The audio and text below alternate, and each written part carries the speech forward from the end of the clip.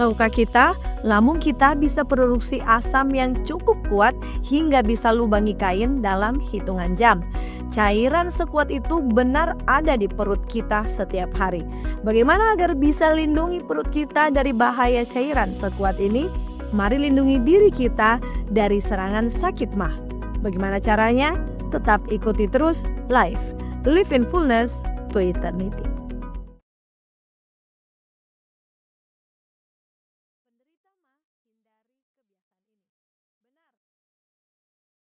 Penderita mah hindari kebiasaan ini. Benar, lambung atau perut kita memproduksi asam yang begitu kuatnya sampai bisa melubangi kain dalam hitungan jam. Bayangkan, ada cairan sekuat itu di dalam perut kita setiap hari. Untungnya, lambung kita diciptakan sanggup melindungi kita dari bahayanya dengan adanya lapisan lendir tipis yang bekerja tanpa henti. Tapi ketika pertahanan ini jebol, sakit mah pun pasti menyerang. Kabar baiknya, sebagian besar kasus mah sebenarnya bisa kita kendalikan sendiri. Rahasia sebenarnya terletak pada kebiasaan kita sehari-hari yang mungkin terlihat sepele. Mari kita bongkar satu persatu kebiasaan yang ternyata diam-diam bisa picu masalah lambung kita. Kebiasaan pertama, makan tidak teratur. Ini sama seperti menyalakan mesin tanpa bahan bakar. Kita yang sibuk kemungkinan besar melewati sarapan karena terburu-buru. Lalu makan siang bisa tertunda sampai jam 3 sore karena sibuk. Jika kita lakukan ini, kita sebenarnya sedang menyiksa lambung kita dengan cara yang sangat efektif. Kenapa saya bilang demikian? Karena beginilah yang bisa terjadi di dalam tubuh kita. Jadi lambung kita ini seperti pabrik yang bekerja ada shiftnya. Lambung akan memproduksi asam sesuai jam biologis tubuh kita. Masalahnya, bahkan ketika kita tidak makan, pabrik ini atau lambung kita ini akan tetap berproduksi. Kalau sudah begini, asam pasti bisa menumpuk sambil menunggu makanan yang tidak kunjung datang. Saat beginilah, asam ini akan mulai memakan dinding lambung sendiri. Cukup terdengar mengerikan, tapi ini nyata sahabat Life.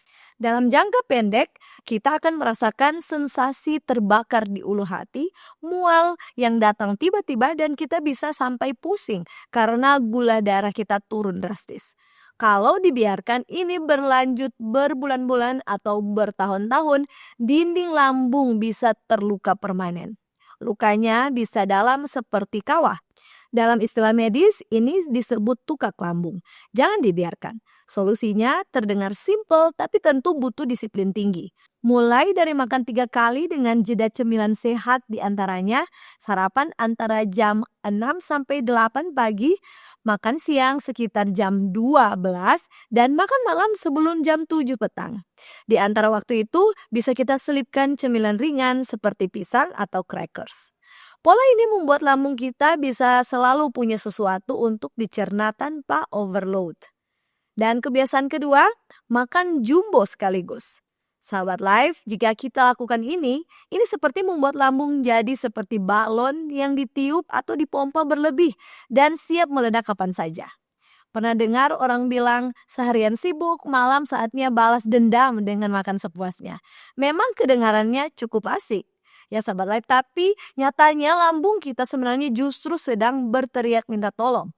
Nah, ketika kita masukkan makanan dalam jumlah besar sekaligus, tentunya ini buat tekanan meningkat. Ini bisa buat katup antara lambung dan kerongkongan kita ini bisa terpaksa terbuka dan asam pun akan naik. Inilah yang jadi penyebab sensasi terbakar di dada yang sering disalah artikan sebagai serangan jantung sahabat Life. Nah, jadi solusi rahasia untuk ini silakan sahabat Life makan seperti burung. Artinya makan sering tapi sedikit-sedikit. 5-6 kali sehari dengan porsi sedang jauh lebih ramah untuk lambung kita daripada sekali atau 2 kali dengan porsi yang gajah sekaligus. Kebiasaan yang ketiga adalah pedas dan asam. Sobat Life, kenapa sakit mah sering dilarang makan makanan pedas dan asam? Ternyata ini sebenarnya seperti kita tuangkan garam ke luka. Nah, sayangnya pertanyaan sejuta umat ini masih sering terdengar. Dok, saya kan suka pedas. Apa benar-benar tidak boleh sama sekali? Jawabannya tentulah tidak. Jadi sahabat live, capsaicin dalam cabai itu seperti api yang langsung membakar lapisan pelindung lambung kita. Nah, jadi bagi lambung yang sudah sensitif, ini sama seperti menyiram bensin ke api yang sudah berkobar. Sensasi pedas yang kita nikmati, yang tak mau kita lepas, ternyata adalah sinyal bahaya yang bagi lambung atau perut kita. Sekarang, untuk makanan asam, mari kita coba bicara lebih spesifik. Contohnya, jeruk nipis, lemon, dan jeruk biasa. Semua ini punya tingkat keasaman yang hampir sama dengan asam lambung itu sendiri. pH-nya sekitar 2-3. Jadi kalau kita tambahkan ini ke lambung kita yang sudah asam, itu sama seperti kita menuangkan cuka ke dalam mangkuk yang sudah penuh cuka. Nah, kabar baiknya, tidak semua buah adalah musuh lambung kita. Contohnya pisang. Pisang justru bisa jadi sahabat terbaik lambung karena mengandung zat yang membentuk lapisan pelindung ekstra. Lalu ada juga pepaya. Pepaya dengan enzim papainnya bisa bantu pencernaannya. Lalu ada juga semangka dan melon. Mereka punya kandungan air yang tinggi yang justru membantu mengencerkan asam. Kalau kita makan semangka lalu memicu kembung, boleh jadi kita sudah makan berlebihan. Karena banyak artinya kandungan gula buahnya yang bisa picu kembung pada beberapa orang. Untuk itu, kuncinya di sini adalah moderasi sahabat life. Juga ada alpukat. Alpukat dengan lemak sehatnya sangat lembut untuk lambung kita. Tapi taruhlah kita benar-benar nekat ingin makan jeruk nih. Silahkan sahabat life pilih jeruk mandarin yang sudah sangat manis dan makan itu setelah makan besar. Ingat, makan setelah makan besar, bukan saat perut kosong. Kebiasaan keempat, makan seperti dikejar deadline. Ingat sahabat life, lambung kita bukan mesin penghancur instan. Begini yang bisa terjadi kalau kita makan dengan kecepatan kilat. 3 bencana bisa terjadi sekaligus. Pertama, kita menelan udara dalam jumlah besar yang bisa terjebak di perut kita dan berujung kembung yang menyiksa. Kedua, makanan yang gagal kita kunyah dengan sempurna bisa memaksa lambung kita bekerja ekstra keras. Ketiga, otak kita pun bisa tidak sempat menerima sinyal kenyang, sahabat life. Itu artinya kita bisa makan berlebihan tanpa kita sadari. Nah, untuk hindari bahaya-bahaya ini, sahabat life perlu coba kunyah setiap suapan 20-30 kali. Silakan juga sahabat life coba luangkan minimal 20 menit untuk setiap kali makan. Ini bukan hanya baik ya untuk lambung kita, tapi ini juga bisa buat kita benar-benar menikmati makanan kita. Kebiasaan kelima, kafein dan soda. 2 sekutu yang diam-diam mengkhianati. Nah, benar, kopi pagi adalah ritual sakral bagi jutaan orang. Tapi itu kebiasaan yang salah. Ada fakta yang harus kita ketahui bahwa kafein adalah provokator profesional yang bisa buat lambung kita memproduksi asam berlebihan. Sekaligus ini membuka gerbang yang seharusnya tertutup rapat antara lambung dan kerongkongan kita. Hasilnya, asam bisa bebas naik dan ciptakan sensasi terbakar. Untuk minuman bersoda, bahkan lebih berbahaya lagi bagi lambung kita. Gelembung-gelembung gas karbon dioksida yang buat minuman bersoda ini terasa segar, itu sebenarnya adalah bom waktu sahabat life. Gas ini bisa tingkatkan tekanan dalam lambung seperti memompa udara ke balon. Kalau sudah tahu akibatnya, apakah harus berhenti total? Untuk kopi, batasi maksimal 2 cangkir kecil per hari dan hanya setelah makan. Tapi tentunya lebih baik untuk tidak konsumsi kopi sahabat life. Apalagi saat perut kita kosong.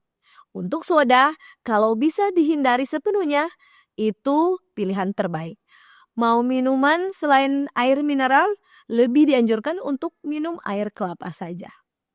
Kebiasaan keenam, makan lalu langsung rebahan. Sahabat life, sering dari kita setelah makan malam selesai, kita tiduran menikmati program TV kita. Memang terasa nyaman bagi kita. Tapi apakah ini aman bagi lambung kita? Ternyata sama sekali tidak. Ini sama seperti undangan untuk penyakit GERD. Posisi kita setelah makan sebenarnya bisa patut kita perhatikan. Ketika kita berdiri atau duduk, gravitasi bisa bantu jaga agar makanan dan asam tetap berada di bawah. Tapi ketika kita berbaring dengan lambung yang masih penuh, tentu gravitasi tidak bisa membantu. Asam lambung yang seharusnya tetap di tempatnya nanti bisa ke kerongkongan kita. Dan ingat Sobat Life, ini bukan hanya soal ketidaknyamanan semalam. Kalau kita ulangi ini terus-menerus, asam bisa merusak kerongkongan dan sebabkan komplikasi serius. Kualitas tidur kita juga bisa kacau karena sistem pencernaan dipaksa bekerja keras saat seharusnya istirahat. Untuk itu, penting untuk beri jeda minimal 3-4 jam antara makan terakhir dengan waktu tidur kita. Kebiasaan ketujuh, begadang. Apa sih hubungan begadang dengan sistem pencernaan kita? Ternyata hubungannya ada pada jam biologis kita yang terganggu. Pernah begadang sampai jam 3 pagi lalu merasakan perut kembung dan tidak nyaman? Itu bukan kebetulan. Tubuh kita punya jam internal yang mengatur segala sesuatu, termasuk kapan lambung harus memproduksi asam. Ketika kita begadang, kita pada dasarnya meriset jam itu secara paksa dan lambung menjadi bingung. Belum lagi, begadang bisa tingkatkan hormon stres yang memicu produksi asam berlebihan sambil turunkan hormon yang melindungi lambung kita. Ditambah lagi, orang yang begadang cenderung ngemil makanan tidak sehat seperti mie instan atau gorengan di tengah malam. Ini bencana bagi lambung kita, Sobat Life. Jadi dengan kata lain, kembung yang kita rasakan saat begadang adalah tanda bahwa lambung sedang protes keras. Ini sinyal SOS yang tidak boleh kita abaikan. Tidur 7-8 jam setiap malam bukan kemewahan, Sahabat Life. Tapi ingat, ini kebutuhan mendasar untuk jaga lambung kita tetap sehat. Kebiasaan ke-8, stres dan kelelahan. Apa bekerja dan stres berlebihan bisa buat kita sakit mah? Ini fakta yang harus kita pelajari. Jadi, tubuh kita ini ada jalur komunikasi langsung antara otak kita dan lambung kita. Ini disebut gut-brain axis. Jadi ketika otak stres, lambung ikut stres. Ketika pikiran kacau, lambung pun kacau. Memang banyak orang yang heran kenapa mahnya kambuh padahal sudah makan teratur dan menghindari makanan pedas. Jawabannya seringkali terletak pada tingkat stres yang tidak terkelola. Stres kronis bisa sebabkan luka lambung yang disebut stress ulcer. Dan ini bukan sekedar istilah, tapi kondisi medis yang serius, Sahabat Life. Untuk itu, pintar kelola stres artinya pengobatan bagi lambung kita. Cara atasi stres, silakan Sahabat Life coba bermeditasi, olahraga ringan, atau lakukan hobi yang positif dan menyenangkan.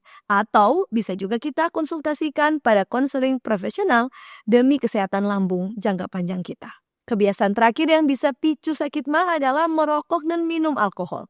Sahabat Life, merokok membuat katup lambung kita rileks sehingga asam mudah naik. Sekaligus bisa merusak lapisan pelindung lambung kita. Sedangkan untuk minuman alkohol bisa membuat mukosa lambung kita seperti amplas yang mengikis kayu, Sahabat Life. Dan sebagai kesimpulan kita, Sahabat Life, banyak hal simple yang ternyata bisa membawa bahaya bagi kesehatan lambung kita. Tapi ingat, kesehatan lambung Anda adalah kendali Anda. Setiap keputusan kecil dari kapan kita makan, berapa banyak yang kita kunyah, sampai jam berapa kita tidur, semuanya membentuk nasib lambung kita, Sahabat Life. Ingat, sakit mah bukan hukuman seumur hidup. Dengan kita coba pahami cara kerja lambung dan menghormati kebutuhannya, tentu kita bisa hidup tanpa ketakutan akan serangan mah mendadak. Kesehatan lambung adalah investasi jangka panjang yang dimulai dari keputusan-keputusan kecil hari ini. Mulailah dengan satu perubahan, rasakan bedanya, lalu tambahkan perubahan berikutnya. Dengan begitu, kita pasti akan merasakan kualitas hidup yang jauh lebih baik tanpa sakit mah. Demikian pembahasan kita. Semoga Sahabat Life terberkati. Jangan lupa ikuti terus, like dan subscribe YouTube channel Cornelius Media. Mari kenali dan jaga kesehatan kita bersama Life. Live in fullness to eternity.